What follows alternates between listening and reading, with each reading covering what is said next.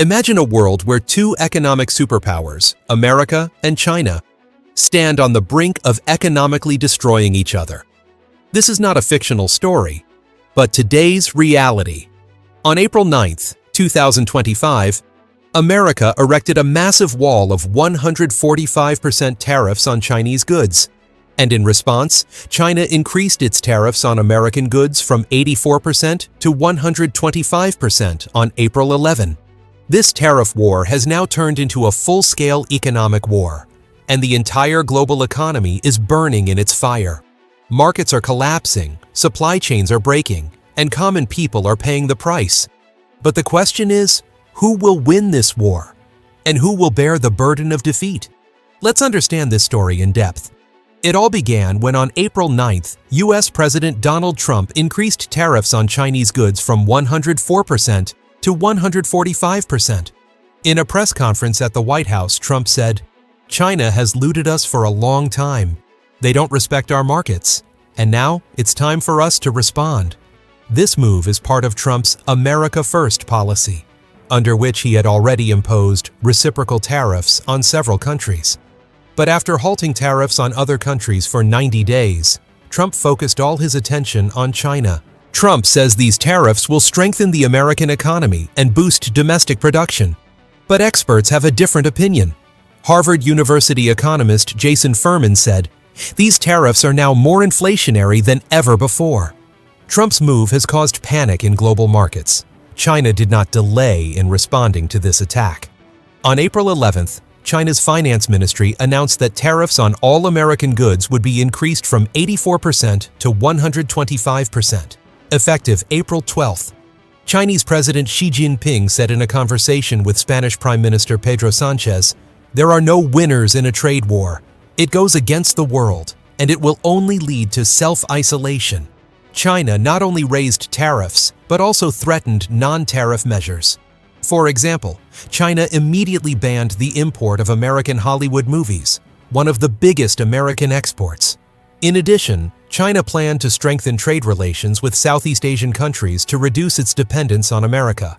China's state newspaper Global Times published a long article on April 10th, calling the Trump administration's tariff policy economic intimidation.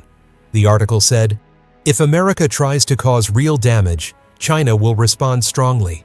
This tariff war has shaken global stock markets. On April 11th, the Dow Jones fell 2,800 points, 7.2%, on the New York Stock Exchange. The S&P 500 dropped 3.5%, and the Nasdaq plummeted 11%. European markets also could not escape this shock. London's FTSE 100 index fell 12%, the biggest drop in nearly 3 decades.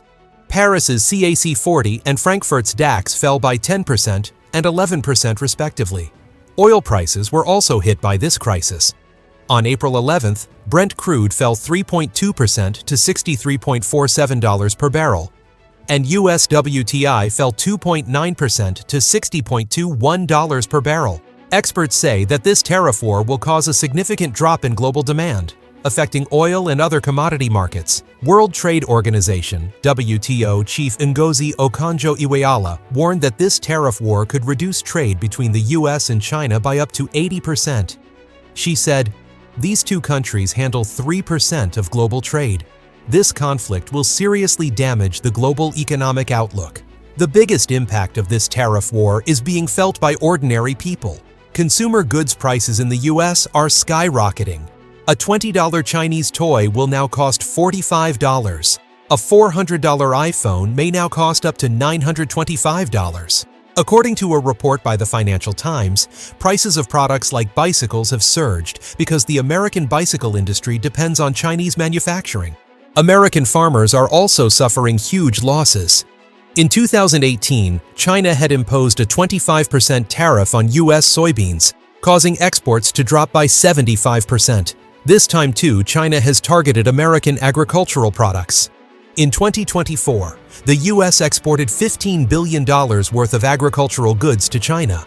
But now these numbers are on the verge of collapse. Things are not different in China either. A $100 American whiskey could now cost $225.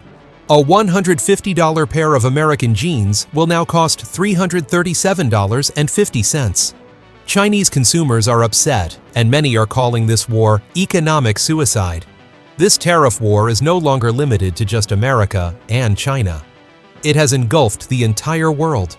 The European Union breathed a sigh of relief because Trump halted tariffs against them for 90 days. But French President Emmanuel Macron called it a fragile pause. He said, "America and China must come to the negotiating table, otherwise the impact will be global." American allies like Canada and Mexico are angry at this war. Canada's new Prime Minister, Mark Carney, called it an attack on sovereignty. In response, Canada started boycotting American goods. Canada and the European Union together formed a new trade alliance, and Canada was named the official partner at the Hanover Industrial Fair 2025. On the other hand, some countries are seeing this crisis as an opportunity. Vietnam and Mexico are emerging as alternative supply chains, as companies want to reduce their dependence on China and America. India also took advantage of this opportunity and signed a $1.5 billion deal to export auto parts with German car manufacturers. China has begun strengthening its trade relations with Southeast Asian countries. Xi Jinping is soon going to visit several Southeast Asian countries to deepen trade ties. Meanwhile, confusion prevails in the White House.